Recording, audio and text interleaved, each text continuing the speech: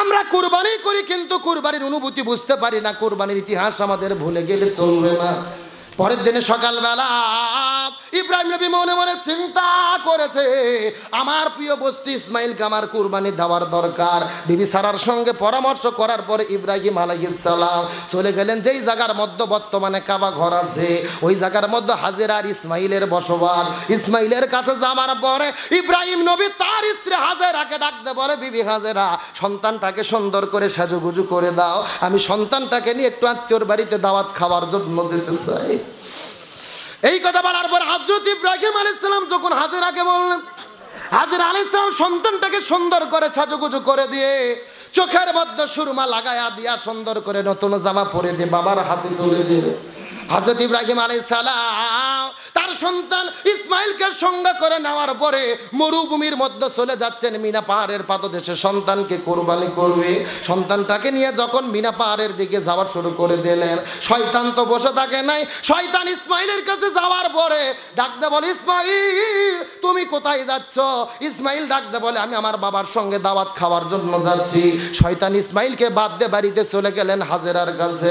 হাজেরার কাছে যাওয়ার পরে ডাকতে বলে, বিবি হাজেরা, তোমার সন্তান কোথায় গিয়েছে জানতে চায়। হাজেরা ডাকতে বলে, আমার সন্তান তার বাবার সঙ্গে দাওয়াত খাইতে গেছে। শয়তান ডাকতে বলে, না না না, ভুল বলতেছো, তোমার সন্তানটা তো দাওয়াত খাওয়ার জন্য যায় নাই, তোমার সন্তানটাকে তোমার সামনে নিয়ে গেছে কুরবানি করার জন্য। এমন সময় ডাকতে বলে, হাজেরা, বাবা কখনো সন্তানটাকে হত্যা করতে পারে না। শয়তান ডাকতে বলে, তোমার সন্তানটাকে ইব্রাহিম কুরবানি করবে আল্লাহর হুকুমে, আল্লাহ হুকুম করেছে সন্তানটাকে কুরবানি করার জন্য। হাজেরা কথাটা শোনার পরে ডাকতে বলে, এ শয়তান, তুমি ভালোভাবে জেনে নাও, আল্লাহ যদি হুকুম করে আমার ইসমাইলকে কুরবানি করার জন্য রে, আমি আমার সন্তান এক ইসমাইল কেন, আল্লাহর সন্তুষ্টি অর্জনের জন্য আমি হাজেরা আমার হাজার হাজার ইসমাইলকে আল্লাহর জন্য কুরবানি করতে চাই। লিল্লাহি তাকবীর। আমার বন্ধুগণ, মুসলমান ভাইরা, গভীর মনোযোগ। ইমানের পরীক্ষা কাকে বলে, কুরবানির অনুমতি কাকে বলে, অন্তর দিয়ে কথাগুলো সুন্দর করে বোঝার চেষ্টা করবে। এই কথা শোনার পরে শয়তান বুঝতে পারলো হাজেরাকে তো কুমন্ত্রণা দেওয়া গেল না। ওখান থেকে বের হওয়ার পরে আস্তে করে মানুষের ভেষ ধরে চলে গেলেন শিশু সন্তান ইসমাইলের কাছে। ইসমাইলের কাছে যাওয়ার পরে ডাকতে বলে, বাবা তুমি কোথায় যাইতেছো জানতে চাই।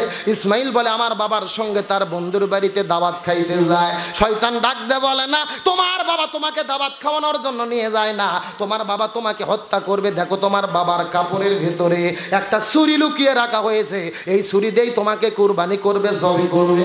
ইসমাইল লাগতে বলে না, একটা বাবা কখনো তার সন্তানটাকে হত্যা করতে পারে না, কথা কখনোই সত্য হতে পারে না। শয়তান ডাকতে বলে, অবশ্যই তোমার বাবা তোমাকে হত্যা করবে, তোমাকে কুরবানি করবে আল্লাহর হুকুমে, আল্লাহর সন্তুষ্টির জন্য। তার কারণ হলো এমনটি হুকুম আল্লাহ তাআলা আসমান থেকে করেছে। ইসমাইল ডাকতে বলে, শয়তান রে, তুমি আমাকে কুমন্ত্রণা দিতে চাও, তুমি আমাকে আঘাত দিতে চাও, তুমি আমাকে ভুল বুঝাইতে চাও, ঈমান হারা করতে চাও। এই শয়তানের বাচ্চা জেনে রাখো, আল্লাহ যদি হুকুম করে আমি ইসমাইল কুরবানি হওয়ার জন্য, আমি ইসমাইল শুধু একবার নয় রে শয়তান, আমি আল্লাহ যদি হুকুম করে আমি ইসমাইল আল্লাহর জন্য হাজার হাজার বার আল্লাহর জন্য কুরবানি হতে চাই। আমার প্রিয় বন্ধুগণ, মুসলমান ভাইরা, গভীর মনোযোগ। ইমানের পরীক্ষা কাকে বলে, গভীর মনোযোগ দিয়ে শেষ কথাগুলো অন্তর দিয়ে মাথার মধ্যে ঢোকানোর চেষ্টা করবে। শয়তান মনে মনে চিন্তা করলে, ইসমাইলকে আর তো ধোকা দেওয়া যাবে না, তাকে বিপদগামী করা যাবে না। ইসমাইল আলাইহিস সালাম আবার তার বাবার কাছে ডাকতে বলে, বাবা তুমি কি আমাকে কুরবানি দেওয়ার জন্য নিয়ে যাচ্ছ নাকি, ঘটনাটা সত্য করে খুলে বলো। ইব্রাহিম আলাইহিস সালাম তার সন্তানটাকে ডাকতে বলে, হে সন্তান, আল্লাহ হুকুম করেছে তার সন্তানের সন্তুষ্টির জন্য কুরবানি তোমাকে করব। ইসমাইল ডাকতে বলেন, আল্লাহ। ইসমাইল ডাকতে বলেন, আব্বা আমার বাবা, আপনি আমাকে কুরবানি করবেন, কিন্তু শয়তান আমাকে কুমন্ত্রণা দেয়, শয়তানটাকে আটকাতে হবে। এমন সময় বাবা আর সন্তান মিলে বুদ্ধি করার পরে হাতের মধ্যে 7টা পাথর নেওয়ার পরে ওই শয়তানকে নিক্ষেপ করেছিল ওই জায়গার ভেতরে। আজকেও তামাম পৃথিবীর লক্ষ লক্ষ কোটি কোটি মানুষেরা মক্কায় হজ করতে যায়, যেই জায়গায় ইব্রাহিম এবং ইসমাইল মিলে শয়তানটাকে পাথর মেরেছিল রে, ওই জায়গায় লক্ষ লক্ষ মানুষেরা হজ করতে গিয়ে আজকেও পাথর নিক্ষেপ করে। জোরে বলেন না মারহাবা।